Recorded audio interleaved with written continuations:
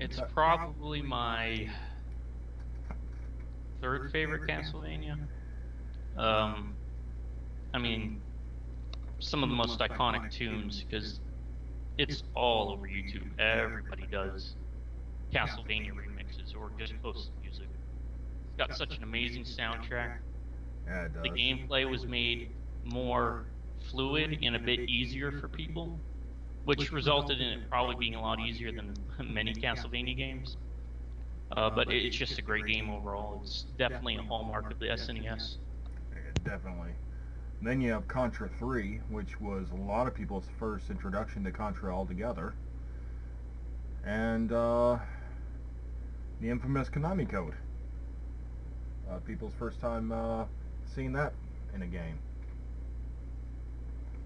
But it was a great side scroller, a lot of fun, especially when playing two players. Could get very frustrating, but the game was a blast, and if you could beat it, it was an accomplishment. Yeah, they made some improvements with it that sadly didn't really carry on. After that, they kind of Konami took Contra into some really weird directions. But Alien Wars was really good. Just great graphics, decent tunes. They had that whole, they split up the gameplay so they didn't get too monotonous with the side-scrolling elements mixed with the top-down. Oh yeah, the overhead missions, those Yeah. were interesting. And Final Fantasy III, there's another great title. It's straightforward. I believe that was that 3 originally in the U.S. or was that under a different number when it got its first U.S. release? If I recall, I think it was 3 in the U.S., but it was actually 6. Surprised they actually kept the original 3 title on it. Yeah, it was 3 in the U.S., but it was actually 6.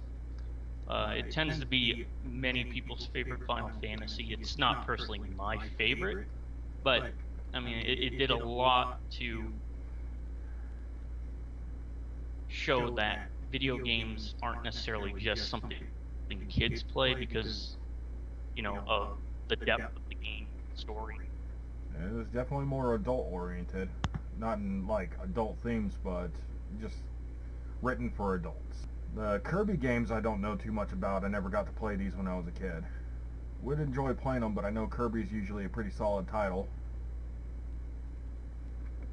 Yeah, I'm in the same boat. I just never really got into Kirby. I know a lot of Kirby games tend to be a little bit easier, which is why I guess now my older years I haven't really pursued it. And that I just never really felt drawn to the character or the gameplay because part of the problem is that the SNES and future systems, past systems, there were just so many other good games that I was playing. So it kind of just flew under my radar at the time then, and now maybe I'd pick it up, but if I got the classic, I'd give them a try. Definitely, the kids would love them. I know that. Then one of my personal favorites, Super Punch Out. That was a lot of fun. I remember playing that not only in the arcade, but the original Punch Out, Mike Tyson's Punch Out, and then Super Punch Out improved the graphics, the response of the controls, and still was just as hard, but still so much fun to play. Yeah, they didn't reinvent the wheel on that one, but honestly, they didn't really need to. Because the first game was just so solid overall with its gameplay and its concept that, first of all, it didn't really have any kind of competition. And it's just, that's still something I could pop in the system today and, completely enjoy just knocking it out in an hour or 2. Yeah, I actually revisited that game not too long ago. I got it on my 3DS. And it was still just as much fun. And just as hard. And next on the docket is Yoshi's Island. This is one I did not get to play as a kid. I played it later, but not extensively. It's a I guess you would call it a prequel to Super Mario World. Yeah, same boat again. I think part of the problem was what people need to understand, especially younger viewers, is back in the day. I know I say that a lot, but back in the day, it's not like today where if you wanted to find a game, you went on eBay or you went on Amazon or you walked into a GameStop and they had pretty much everything that was going to be available. Back then, you had individual shop owners and so many different companies that would have a wide range of inventory. So there was no set standard. So in one area, there could have been, a bunch of, say, Yoshi's Island, but where we were at, finding that was a lot more difficult. And there wasn't stores like GameStop back then. Gaming was still a pretty heavily subculture in those times. We still had like Babbage's and stuff, but again, it wasn't. Those stores were not nearly as large as they are now because at the time the market still wasn't as popular. It wasn't turned into an industry at that stage. It was starting to get there, but the stores tended to be smaller because they were smaller. They carried smaller stock. Yeah, and if they got one in, they may only ever get one of the title in, or two, Exactly. and you didn't get to it, you didn't get to it, and you couldn't go online to go get it because there was no online. Yeah, you'd have to put an order with the store and hope that maybe they get an order in because it's down to how much was being made as well as shipments, where they would get their shipments from and what kind of deals the stores had. And last but not least, the game that came with the console and a lot of people's first introduction to the world of Super Nintendo, Super Mario World. It took everything you loved about Mario 1, 2, 3 and put it on steroids, basically. Yeah, the new graphics, new mechanics. It was the first introduction to Yoshi. The length of the game was much longer. Oh, and the idea of having... It was a nice step up from 3. 3, I still prefer 3 over World, but, again, it's one of those, if anyone out there is going to play a Super Nintendo, they need to at least pop in or, play Super Mario World once or twice. Also, it introduced the concept of an interactive overworld view. Before, in the other Mario games, it was, okay, next level, okay, next level. You had the overworld view, but it was just basically a dot and a line. Here you have the fully animated and drawn out world that you were moving around in instead of just moving to one zone to the next. Yeah, they took what they introduced in Mario 3 and they refined it and they advanced it. So it didn't feel like it was just like a quick cash grab, like they were rehashing the same thing because they improved upon it, which is part of the problem with a lot of things today where, and even a lot of games back then, Mega Man, one of my favorite series, could be credited with rehashing the same thing. I know they added some improvements like the slide and the charge and adding Russian and everything, but not major improvements, not like this. Not where you they didn't change like they did with Super Mario 3 and then Super Mario World. Yeah, it really is night and day difference between Mario 3 and Super Mario World. Both great games, but graphically and artistically, Super Mario World is top notch on that. Now let's talk about games we wish had been on this. For me, one big one I would have loved to have seen on here, Rock and Roll Racing. It is a game I loved when I was younger, and you can't find it anywhere ported. And Super Nintendo is the only place you'll ever find it, and it was an amazing game. I actually got a port of it from the Game Boy Advance. Really? Yeah, I think it cost me like $30 package, instruction manual. And Blizzard a couple of years ago did offer their classic games for free for a short period of time. I don't know if they're still doing that, So I ended up getting Rock and Roll Racing, Blackthorn, Boss Vikings.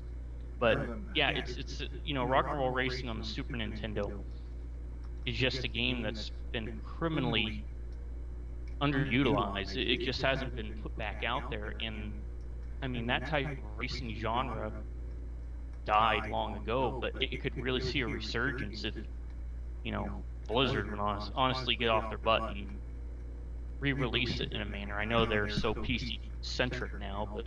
I mean, even the idea of these online MOBA-esque games, I mean, you could literally take that and put it with Rock and Roll Racing, and you got an instant classic that people are going to play.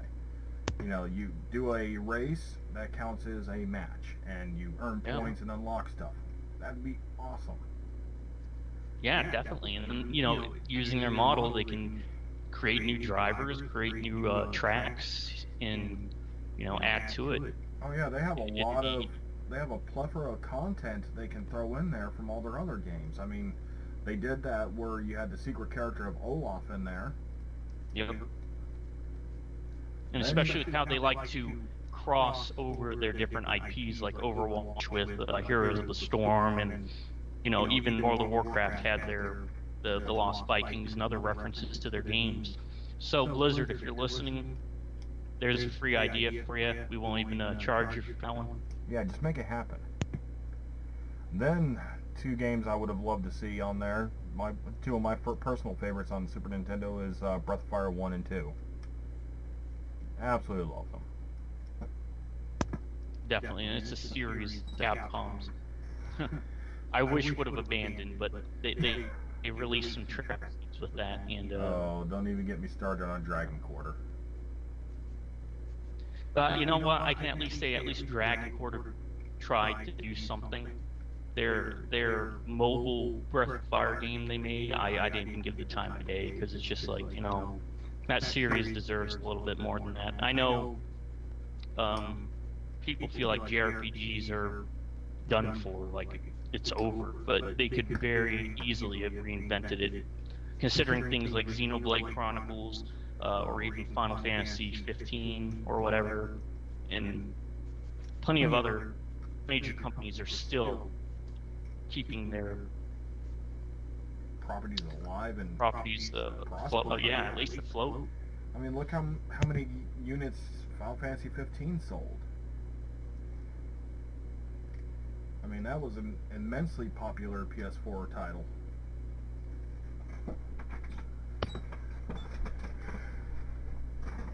Oh, any games you'd want to see on there? Well, without going and checking my collection or anything, I would say off the top of my head, Zombies Ate My Neighbors would have been perfect. Especially since they include the 2 controllers. Oh, that'd be awesome with the multiplayer aspect of it. There's a rage-inducing game right there. Yeah. Yep. You make it like 50 levels, and then a werewolf kills the sole survivor that you need to try to get to, and then... Game over, start from the beginning. Oh. Yeah, that was a fun game, it really was. I'd love to see them utilize more of the multiplayer aspect with the 2 players. I mean, you do have a couple 2-player games on there, but there's so many great ones that were playable. Yeah, and I think that's probably one of the larger, especially since they were bundling it with 2 controllers. I feel they could have probably edged out 1 or 2 games for that, which would include maybe even some side-scroll beat-em-ups, maybe like, I don't know, Turtles in Time, which is a really big one for home consoles. Oh yeah, Turtles in Time was a lot of fun. So, maybe if Sega gets the bright idea to start doing their own little mini Sega Genesis, they could do a for Stone Heist at least, which is a game I think is another criminally underrepresented title. It's not as good as Turtles in Time. You just don't see or hear too much about that one. And, I have it, and it's a solid game. Oh,